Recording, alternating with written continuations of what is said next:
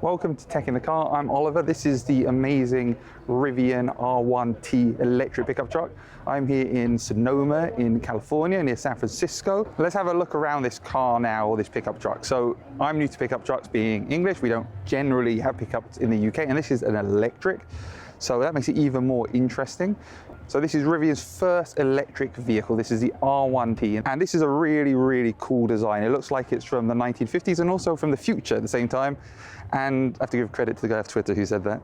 And what I love about this is it's just like there's little details. So for example, you can see the yellow accents on the Rivian logo. That's really, really cool. That's attention to detail. These wheels have 6-piston calipers because this car has over 800 horsepower and over 900 Newton meters of torque. And there are 4 motors. There's one on each wheel, which is how it has such good all-wheel drive. So we're going to do a 0 to 60 run now. This car can do it in 3 seconds. We're going up a hill. Let's do that then. Here we go. 3, 2.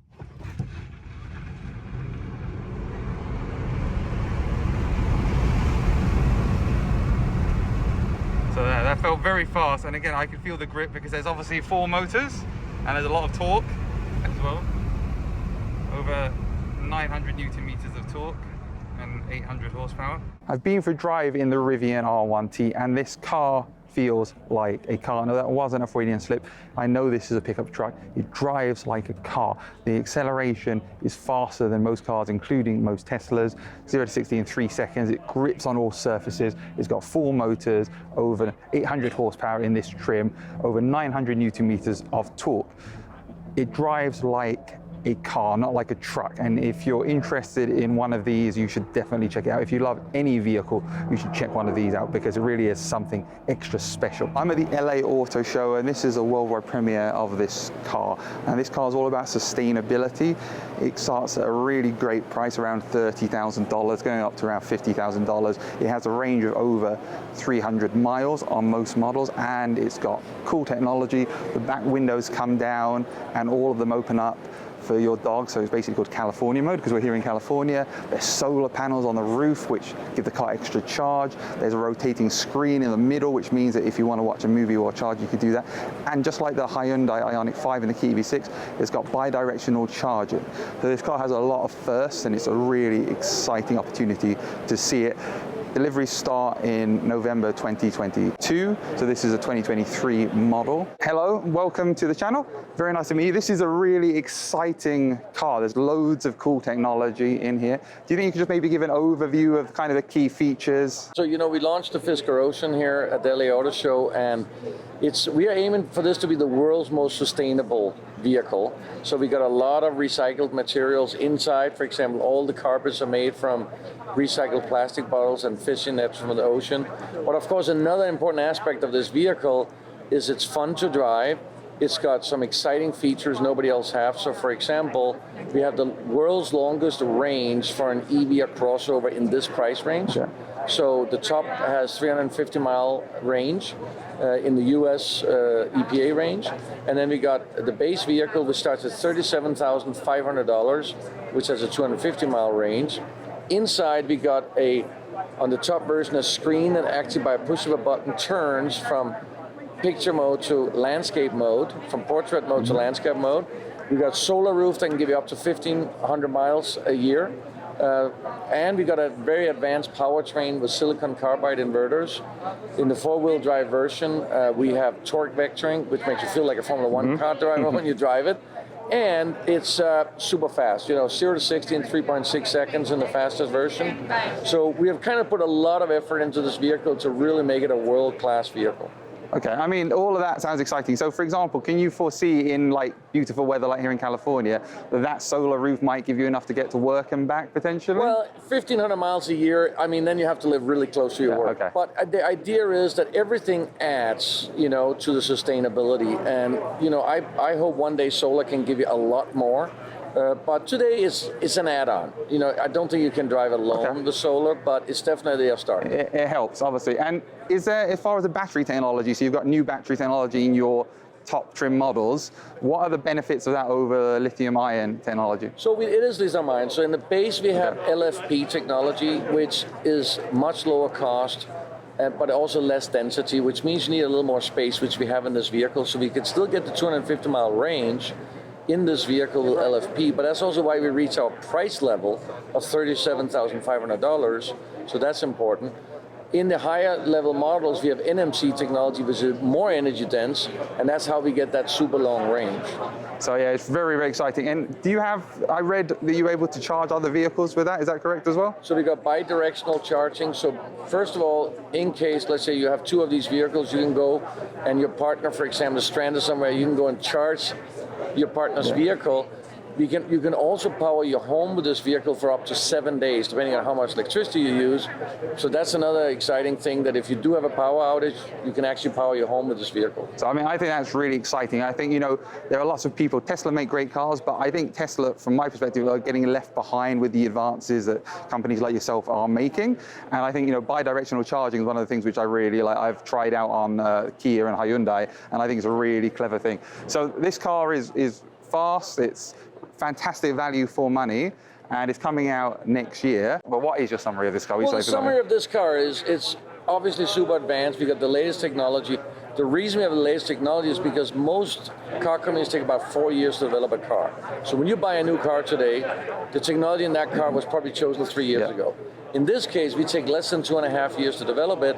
So technology in this car was chosen this year, and when it comes to market next year, it's a very new technology.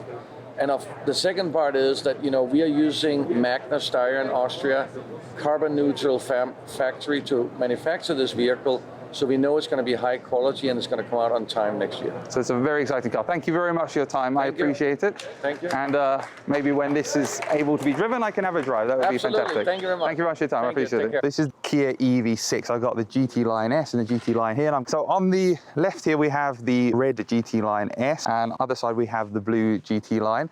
Now, these cars are really, really cool because they've got 800 volt technology, which means you can charge up to 62 miles in 5 minutes, which is super, super fast charging. The EV6 has two choices of powertrain, 226 or 321 horsepower. The range of these is over 300 miles, even on the GT Line S. And then there's a 577 horsepower GT as well, which is coming. I love the design. We've got this new tiger face design on the front here with these really cool sculpted LED headlights. These cars are based on the new eGMP platform. This journey started with the Kia Soul EV back in 2015, and there's due to be 11 new models of EV from Kia due by 2026. It's a big push towards electric from Kia, and these cars are really revolutionary in their design and the features they have on them. In the UK, these cars come with a 77.4 kilowatt hour battery, which is good for over 300 miles of range, and they can charge up 10 to 80% in 18 minutes on a fast, rapid charger. What do I think of the EV6? I think these are fantastic cars. They look amazing. They're great to drive, really well loaded with all the latest technology, driver assist technology. On the top lines, you get head-up display as well, and loads of other cool bits. I've got the Hyundai Ioniq 5. And what happens when you have your electric car, maybe you've got a Tesla now, and you run out of charge in the middle of the countryside like we are now? Well, maybe you need a Hyundai Ioniq 5 because you have something called V2L, vehicle to load, which lets you charge your Tesla from the Ioniq 5. And I'm going to show you how that works now. So we've got the Tesla charger here.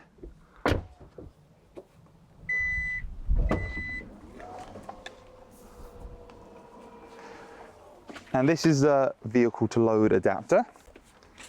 And we plug this in here like that. This has got a nice waterproof cover on it as well. Turn on the vehicle to load. And then if I press a button on here, the Tesla charging will open. And now the Tesla Model 3 is being charged by the Hyundai Ioniq 5. And you can charge any electric vehicle with this, with a 3-pin plug. You can also charge up to 3.5 kilowatts if you have a European adapter for that. And what's cool about this is you can also power other things like a coffee machine or a lawnmower, or whatever you can plug in, you can do with this. You could plug in a caravan and power that as well.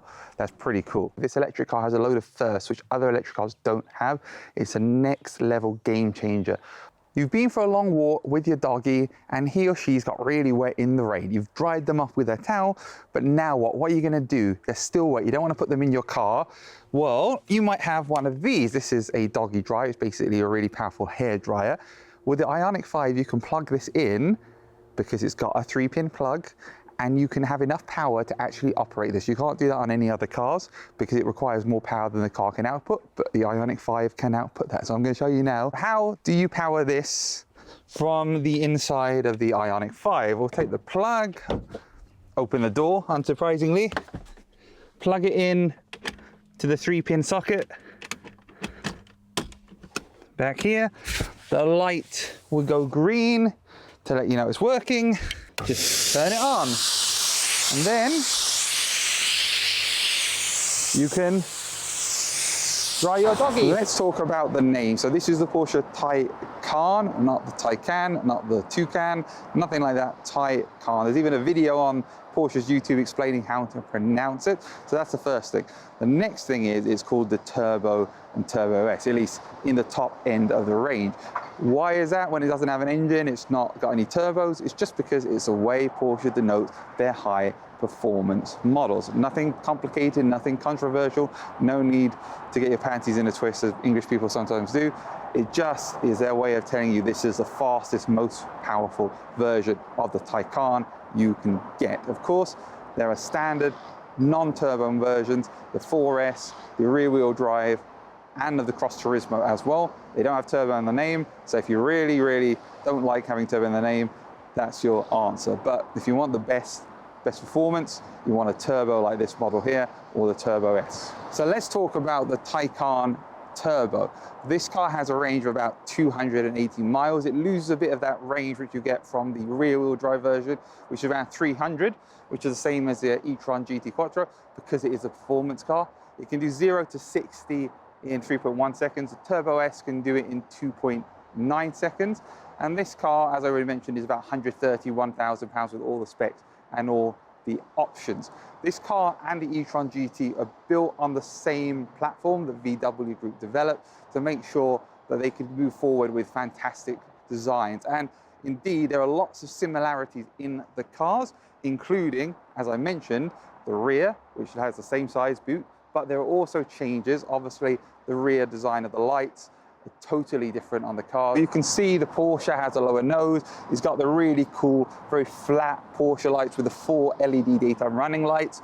It has a very distinct Porsche look, very, very much just like the Mission E concept in 2012. Now, if we look at the front of the Audi, there are definitely some obvious differences. It's got the more elongated style Audi light, and it's got a grille. It doesn't need a grille. There's no engine, of course, just like the Taycan, but that's an Audi trait, so they've done it with that design, with this contrast color. On the RS versions, that's all blacked out. That looks like an Audi, and that looks like a Porsche, both from the front and from the back. And that is really, really clever styling, even though it's built on the same platform. This is the Porsche Mission R. This is an electric concept racing car. It's got over 1,000 horsepower, and it is, I mean, look at it, it's amazing. It looks unbelievable. And this is one of the really cool cars at the LA Auto Show here on the Porsche stand. So this just is unbelievable to look at. I mean, look at these tires. Let's have a little walk around. So let's look at these tires. We've got thick tires. We've got these aerodynamic covers for the wheels, center locking. We've got these air vents coming down here, which channel all the air, reducing the low pressure. And then we've got this monocoque and this massive wing at the back. This is a beautiful, beautiful design. Please subscribe for more, and please smash the like button. I travel around the world to show you this. I hope you enjoyed it. Thanks, everyone.